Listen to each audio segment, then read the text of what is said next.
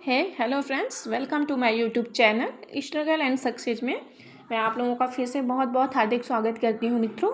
और मेरा नाम आस्था सिंह है फ्रेंड्स। मेरा सिलेक्शन टीआरई 3.0 में हुआ है। तो फ्रेंड्स देखिए, जो भी बच्चे टीआरई 4 की तैयारी करना चाहते हैं वो प्लीज़ मेरे चैनल को ज़रूर सब्सक्राइब कर लें, क्योंकि ये वीडियोज़ उनके लिए काफ़ी हेल्पफुल होने वाली है। और मेरा टीआरई 3 में सिलेक्शन हुआ है फ्रेंड्स। तो समझ लीजिए कि जो मैं आपको ये पढ़ पढ़ के लिख लिख के एक एक अक्षर बता रही हूँ, इन्हीं सब चीज़ों को पढ़ने से ही देखिए मेरी टीआरई 3 की ही जो है नोट्स बनी हुई रखी हुई है।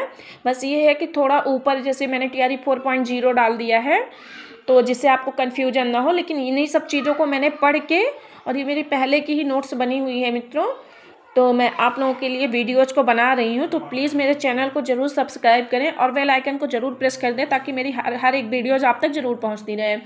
फ्रेंड्स, ये जान लीजिए कि आपके लिए बहुत अच्छी वीडियोज़ है। और ये बिहार जीके की जो मैं वीडियोज़ अभी फ़िलहाल में जो बना रही हूँ बिहार जीके की है। आगे मैं और बिहार की नदियाँ, बिहार के पर्वत वगैरह सभी पर जो है वीडियोज़ बनाती जाऊँगी। अगर आप मेरी वीडियोज़ को पूरा लास्ट तक देखते हैं तो मैं आपको बिल्कुल गारंटी के साथ कह सकती हूँ, आपका बिहार जीके मैं बहुत अच्छे से कवर करवा दूँगी फ्रेंड्स। तो चलिए, आपका टाइम वेस्ट ना करते हुए मैं अपने वीडियोज़ की ओर चलती हूँ। और ये देखिए, पहला क्वेश्चन जो है हमारा क्या है कि पहला क्वेश्चन है कि चंद्रभरी संग्रहालय बिहार के किस जिले में है। चंद्रभरी संग्रहालय बिहार के किस जिले में है? तो देखिए, ये दरभंगा में है। चंद्रभरी संग्रहालय बिहार के किस जिले में है? तो दरभंगा में है। बिहार की बनी पहली फिल्म कौन सा है? तो बिहार में कहने का तात्पर्य है कि बिहार में जो पहली फिल्म बनी थी उसका नाम क्या है? तो बलमा नादान। पहली फिल्म कौन सी है? बलमा नादान। उसके बाद ये देखिए, मोस्ट इम्पॉर्टेंट क्वेश्चन है ये फ्रेंड्स। ये वाला क्वेश्चन मोस्ट इम्पॉर्टेंट है कि बिहार कोकिला के नाम से किसे जाना जाता है। तो आप लोग बताइए, बिहार कोकिला के नाम से किसे जाना जाता है? तो विंध्यवासिनी देवी हैं, उनको बिहार कोकिला के नाम से जाना जाता है। फिर उसके बाद बिहार में कितने रेफलर अस्पताल हैं? तो फ्रेंड्स, बिहार में कितने रेफलर अस्पताल हैं? तो आप लोग देखिए, ये 396 रेफलर अस्पताल हैं। ठीक फ्रेंड्स, उसके बाद आप अगला देखिए, बिहार में सर्वप्रथम अशोक चक्र किसने जीता था? बिहार में सर्वप्रथम अशोक चक्र किसने जीता था? फ्रेंड्स, ये मोस्ट इम्पॉर्टेंट क्वेश्चन है। इसको आप लोग जो है मोस्ट इम्पॉर्टेंट में कवर कर लीजिए। ये वाला, बिहार में सर्वप्रथम अशोक चक्र किसने जीता था? तो रणधीर वर्मा थे, उन्होंने बिहार में पहले सर्वप्रथम अशोक चक्र को जीता था। चलिए फ्रेंड्स, नेक्स्ट क्वेश्चन पे चलते हैं। तो 1947 में बिहार के किस अखबार पत्र में आग लग गई थी? मतलब 1947 में ये जो क्रांति वगैरह चल रही थी ना, तो उस समय जो है एक अखबार पत्र था जिसमें आग लग गई थी। यहीं से क्वेश्चन पूछ रहा है ये। तो चलिए फ्रेंड्स, ये जो समाचार पत्र था जिसमें आग लग गई थी उसका नाम सर्च लाइट था। इसका दूसरा नाम प्रदीप भी था। फिर उसके बाद अगला जो क्वेश्चन है फ्रेंड्स, दिनकर जी का जन्म कहाँ हुआ था? दिनकर जी के जन्म से तात्पर्य है कि रामधारी सिंह जो दिनकर थे ना, उनका जन्म कहाँ हुआ था? तो आप जानते होंगे कि सिमरिया जो मुंगेर में पड़ता है, सिमरिया में रामधारी सिंह दिनकर का जन्म हुआ था। उसके बाद अगला क्वेश्चन देखिए फ्रेंड्स, बिहार में ग्रामीण बैंक कितने हैं? मतलब ग्रामीण बैंकों की शाखाएं कितनी हैं? तो आप देखिए, 1486 जो है ग्रामीण बैंक हैं। कितने बैंक हैं? 1486 ग्रामीण बैंकों की शाखाएं हैं। उसके बाद नेक्स्ट क्वेश्चन फ्रेंड्स, ये मोस्ट इम्पॉर्टेंट क्वेश्चन है जिसको मैं अभी बताने जा रही हूँ। तो चलिए, मैं इस पर वो भी कर देती हूँ। उर्दू को बिहार की दूसरी भाषा का दर्जा सन 1980 में दिया गया। उर्दू को बिहार की दूसरी भाषा का दर्जा कब दिया गया? सन 1980 में दिया गया। बिहार का प्रथम उर्दू समाचार पत्र कौन है? देखिए, ये भी बहुत इम्पोर्टेंट है, ये हो सकता है कि आ भी जाए। तो बिहार का प्रथम उर्दू समाचार पत्र कौन सा है? तो मुरुल अखबार, मुरुल अनवर। मुरुल अनवर जो है बिहार का प्रथम उर्दू समाचार पत्र था। अब चलिए फ्रेंड्स, आगे चलते हैं। बिहार के प्रथम अध्यक्ष कौन थे? और वो भी अध्यक्ष पटना युवक संघ के। किसके अध्यक्ष? पटना युवक संघ के। तो उसके पहले अध्यक्ष कौन थे फ्रेंड्स? ये भी मोस्ट इम्पॉर्टेंट क्वेश्चन है, इस पर भी आप चाहे तो अपना वो कर सकते हैं, मोस्ट इम्पॉर्टेंट आप लिख सकते हैं। तो पटना युवक संघ के प्रथम अध्यक्ष जो पूछ रहा है बिहार में, तो वो कृष्ण वल्लभ थे। फिर उसके बाद आगे चलते हैं। अनुपम झील वाला क्वेश्चन भी बहुत इंपॉर्टेंट है, ये पूछता रहता है बीपीएससी में। तो अनुपम झील बिहार में कहाँ पर स्थित है? तो कैमूर में स्थित है। कहाँ पर स्थित है अनुपम झील? तो बिहार के कैमूर में अनुपम झील उपस्थित है। अब अगला क्वेश्चन, नेक्स्ट क्वेश्चन पे आप जाइए। अब हम चलते हैं फ्रेंड्स। तो देखिए नेक्स्ट क्वेश्चन है, किसे पटना कलम का अंतिम चित्रकार कहा जाता है? किसे पटना कलम का अंतिम चित्रकार कहा जाता है? तो ईश्वर प्रसाद वर्मा को। पटना कला का अंतिम चित्रकार ईश्वर प्रसाद वर्मा को कहा जाता है। फिर ईसा पूर्व 6वीं शताब्दी में विश्व की प्रथम गणतंत्रात्मक व्यवस्था कहाँ थी? तो आप इसको मोस्ट इम्पॉर्टेंट कर लीजिए या वेरी इम्पॉर्टेंट लिख लीजिए, बहुत इम्पॉर्टेंट क्वेश्चन है। 6वीं शताब्दी में विश्व की प्रथम गणतंत्रात्मक जो व्यवस्था थी वो थी वैशाली में। कहाँ थी? वैशाली में। Most important question friends. और फिर नेक्स्ट क्वेश्चन पर चलते हैं। तो बिहार के निवासी को कीकट, देखिए बिहार के निवासी जो थे तो उनको कीकट किस वेद में कहा गया? कीकट शब्द के नाम से जो बिहार के निवासी उनको संबोधित किया गया और वो है ऋग्वेद में। कौन से वेद में? ऋग्वेद में उनको कीकट कहा गया है। नेक्स्ट क्वेश्चन पे चलते हैं फ्रेंड। यूनानी राजदूत मेगास्थनीज किस राजा के दरबार में रहता था? देखिए इतना तो पता ही होगा आपको कि मेगास्थनीज जो है चंद्रगुप्त मौर्य के दरबार में रहता था, है ना।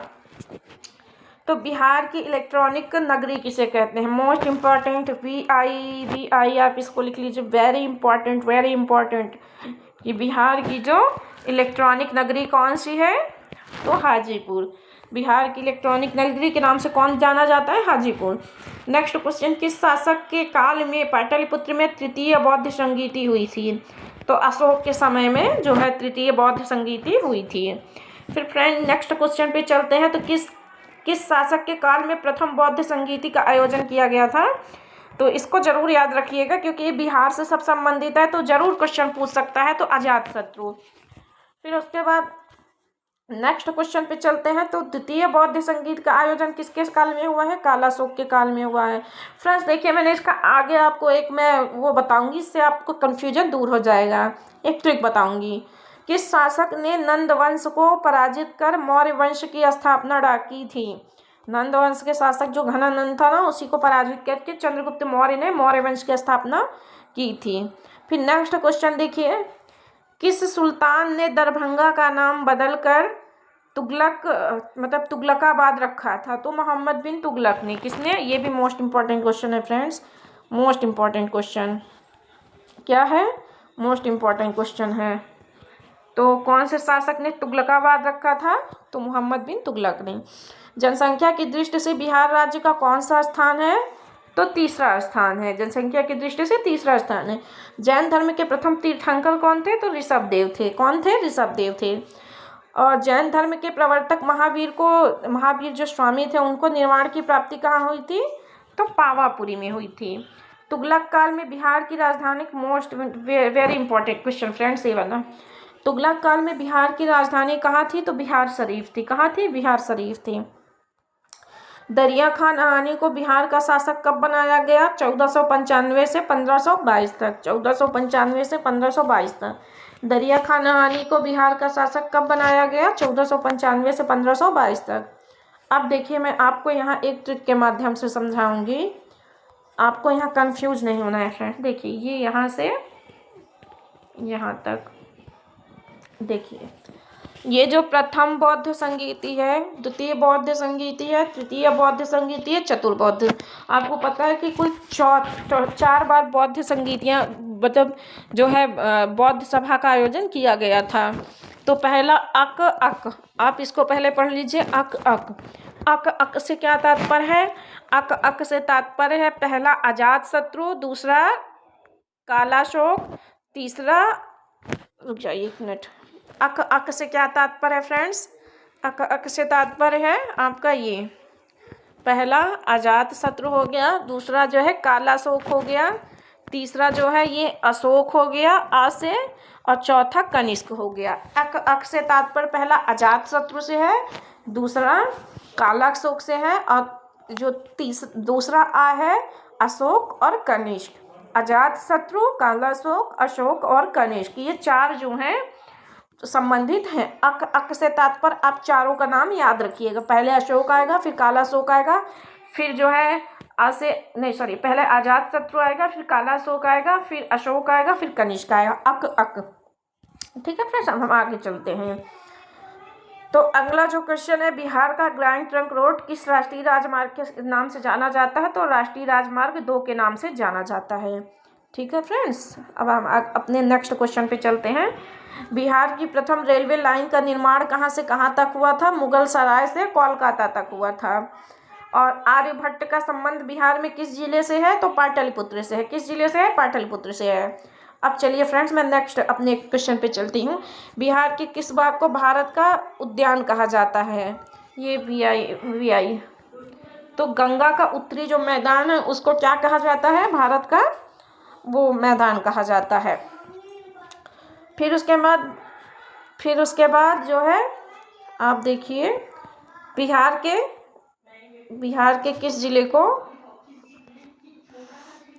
बिहार में अशोक के कितने अभिलेख पाए गए हैं? तो लौरिया नंदनगढ़ पाया गया है, लौरिया अरेराज पाया गया, रामपुरवा, और तीनों ही चंपारण में है फ्रेंड्स। नेक्स्ट वीडियोस पर हम अपने आ जाते हैं। तो बिहार में विक्रमशिला विश्वविद्यालय की नींव किसने डाली थी या कहाँ पर है? बिहार में विक्रमशिला विश्वविद्यालय कहाँ पर है? तो मोस्ट इम्पॉर्टेंट है भागलपुर में। कहाँ है? भागलपुर में। बिहार में विक्रमशिला विश्वविद्यालय कहाँ पर है? भागलपुर में है। बिहार में विक्रमशिला विश्वविद्यालय कहाँ पर है? भागलपुर में है।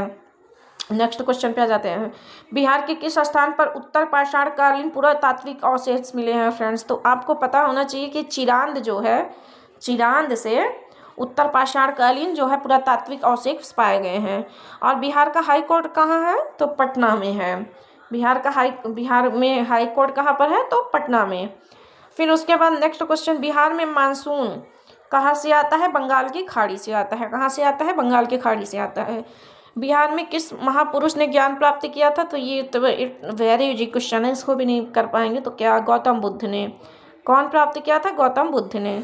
बिहार में कुल कितने प्रमंडल हैं? 9 प्रमंडल। खिलजी वंश के सिक्के कहाँ से पाए जाते हैं? शाहपुर भोजपुर से। बिहार में ये देखिए, ये बहुत इंपॉर्टेंट क्वेश्चन है, ये वाला बहुत इंपॉर्टेंट क्वेश्चन है कि बिहार में नालंदा विश्वविद्यालय की स्थापना किसने की थी? कुमारगुप्त प्रथम ने। बुद्ध की सबसे प्राचीन मूर्ति कहाँ मिली थी? तो बोधगया में। ठीक है फ्रेंड्स, अब यहाँ से हमारी वीडियो जो है ख़त्म हो जाती है। अगर आपको हमारी वीडियोज पसंद आती हो तो प्लीज़ हमारे चैनल को लाइक, कमेंट और सब्सक्राइब जरूर कर दीजिएगा। और आपसे माफ़ी मांगना चाहूँगी कि 2 पेज एक्स्ट्रा हो गया है ऊपर, तो उसको प्लीज़ ना रीड करते हुए आप नीचे के पेजेस को देख सकते हैं। तो ठीक है फ्रेंड्स, बहुत बहुत आपका धन्यवाद मेरा वीडियोस देखने के लिए। और प्लीज़ मेरे चैनल को सब्सक्राइब जरूर करिए, जिससे हर एक वीडियोस बिहार जीके की बनाऊँ मैं, कुछ भी किसी भी प्रकार की जो बिहार से संबंधित वीडियो बनाऊँ तो आप तक पहुँचती रहे। तो मेरे चैनल को प्लीज़ सब्सक्राइब कर दीजिए। आपका बहुत बहुत धन्यवाद।